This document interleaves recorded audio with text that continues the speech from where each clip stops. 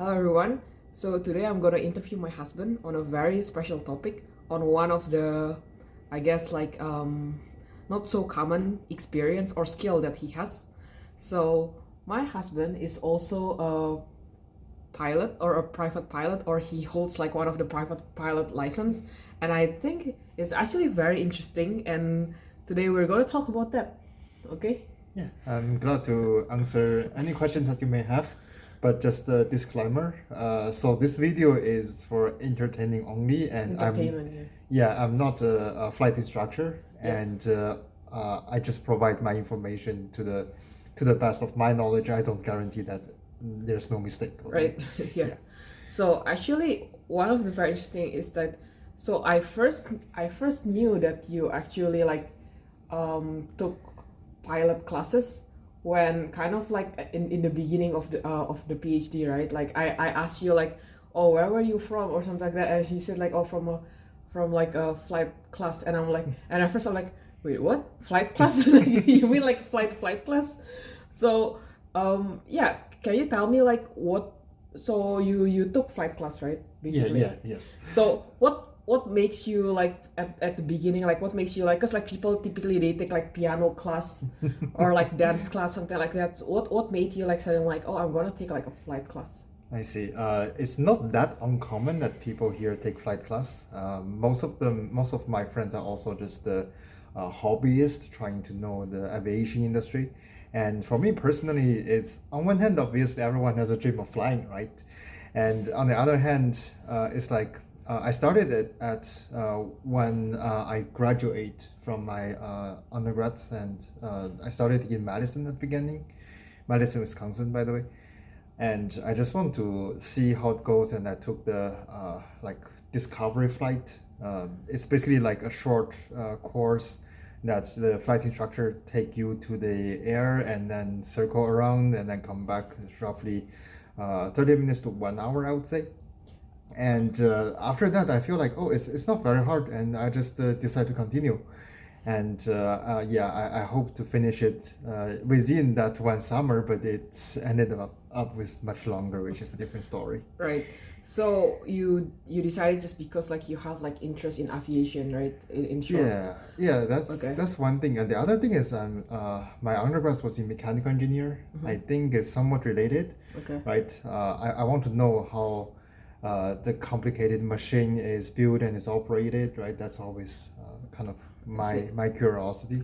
So also like just to clarify here and just to give like a brief picture of what it is, I think we can like attach like the kind of like planes that you fly, right? Because like at first when I heard like, because like I think like for like normal people like me, like layman people, whenever we hear like about like flight, the first thing that we imagine is kind of like the commercial airplane, right? Like which carries like hundreds of like passengers. But this one, like I think like the first one, like the kind of like plane that you fly is more like private plane that Yeah, fits it's like, it's basically like a flying fan, if you can imagine Yeah. it. Yeah, that's about right. it. But So I mean, okay, so Yeah. can you tell me like what are the, so currently what certificate are you holding right now? The very basic one, the private pilot single engine land with no other endorsement. Like, I mean, that's a complicated system Okay. apparently, but So yeah, what, that's the basic one. right, so what does that certificate like allow you to do? Oh, that's a that's an interview question that I kind of already forgot. There is a number of engine limitation. There's a weight limitation, and the most important thing is that you cannot fly for hire. That means you cannot earn money from the Fly from what? fly for hire. That basically Hire? you cannot take money for flying. Yeah. And also you can only fly with a very restricted weather condition. Basically, you Okay. only fly by so-called VFR, visual flight rule. That means you need to be able to see the ground and the clear sky, kind of like Right. that. Yeah. So typically, how long does it take, like the whole process, like for getting it, like for example, like one class a week for how many for how long? Yeah, typically. Usually, the most efficient way is kind of 2 classes per week. 2 classes per week? Yeah, one class is roughly 2 hour. Yeah. And I would say generally, if you do it seriously, people take anywhere from a couple of months to half a year, 1 year maximum to One finish year it. Yeah. to finish the first certificate, right? Yeah, first Okay. certificate. And also, if you train for the commercial pilot program, if Mm-hmm. you go into a flight school knowing that you're going to be a commercial pilot, this process will be much faster. Usually, Because you take more classes. yeah, and also the course is more systematic. And I see. for flight, one interesting thing is that the more you fly, the more frequent you fly, the less that you forget, and it's Right. easier for you to pass the Right. certain I think that's a similar thing. Like I heard like Michael Phelps, like this Olympic swimmer. Oh. He said that basically like he always trains like every day, because like every time you miss one day, Yeah. it sets you back. Like you need 2 days to catch up to for that missing one day. Like I got it.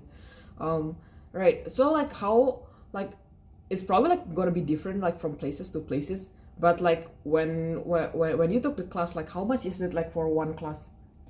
Oh, it really depends, but there are two factors. One, actually, three factors. You basically need an airplane, you need fuel for the airplane, and you need a flight instructor.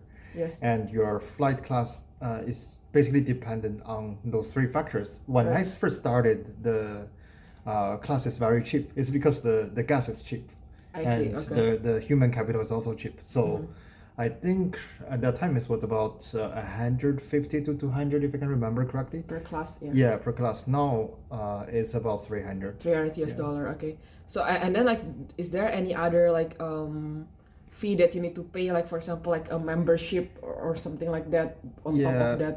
That's flight school or flight club dependent. So for our flight school, we charge like I think $50 per month fee that covers the general club maintenance, I see. the facility, whatever. Some flight school, especially the larger one, they probably doesn't have this request. It all depends on where you are and what's the nearest availability for you. And also, another thing is the textbook. So Okay. yeah, you need to buy certain textbook, especially if you are in the flight school program, which we call like part 121, something like that. Okay. And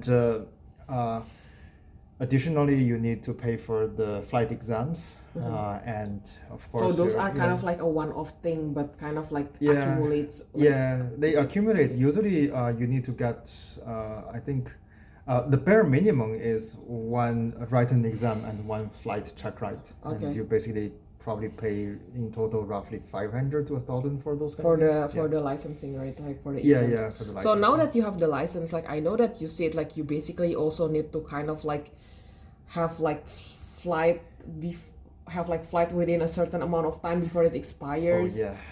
So like how does that work? There are two things. Oh, there are actually a lot of things, but on the FAA regulation, there are two things. One is that if you need to carry a passenger, you need to basically maintain a frequent flight. There's a regulation for that. So I'm not gonna go basically, into it's kind details. of like just like in high level, like you kind of like have to at least fly once by yourself.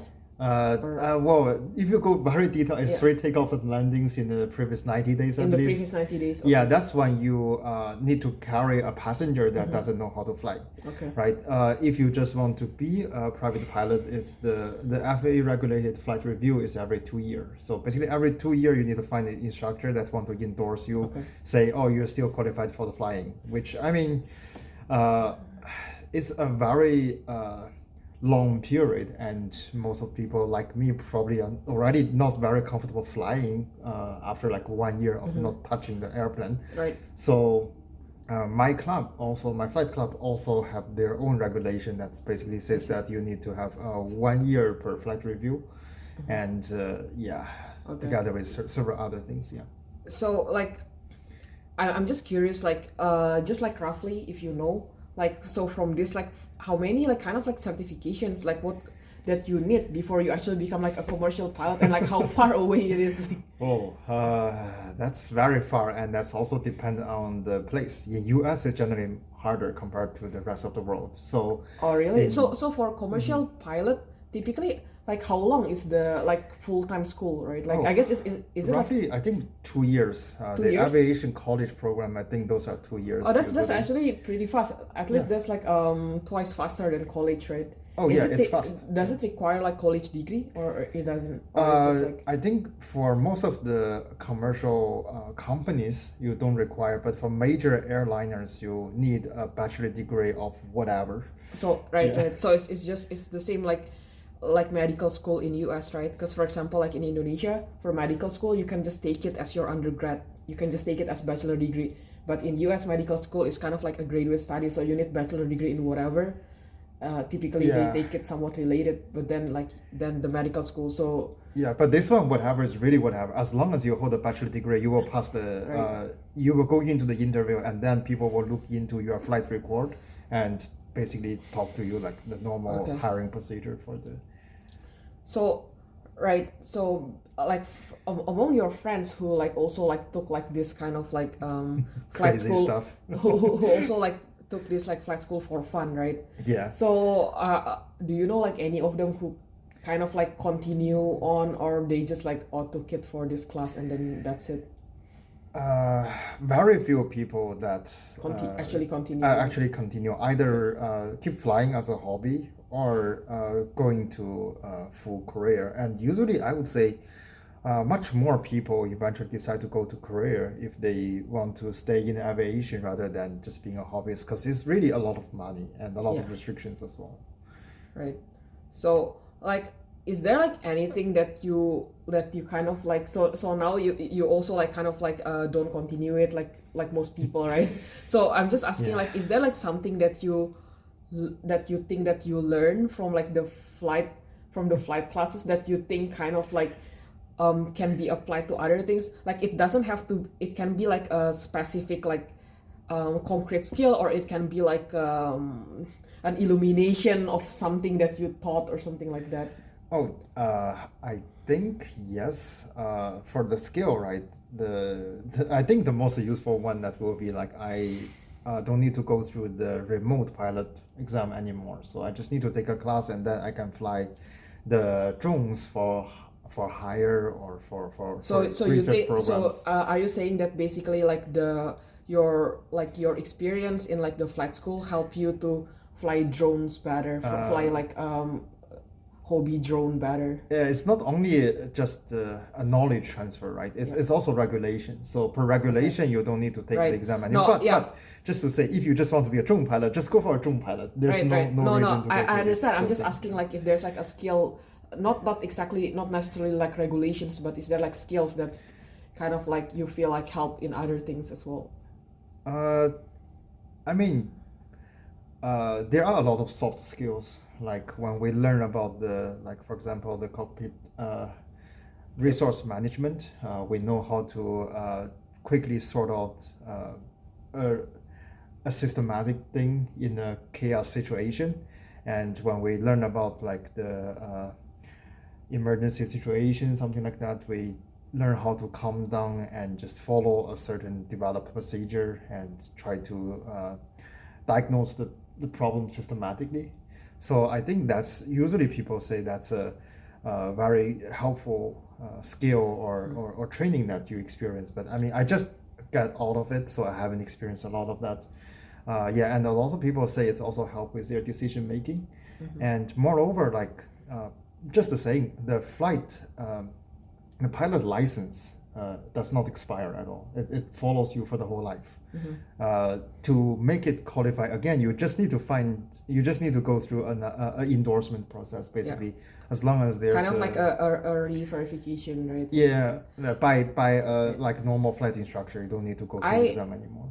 Right, but basically you kind of like need to go to like a small certifications again, right? Like, Yeah, sort of yeah. like that. Yeah. I actually like kind of like feel that like driving license should have the same regulations, because like you see how many like terrible drivers like on the road.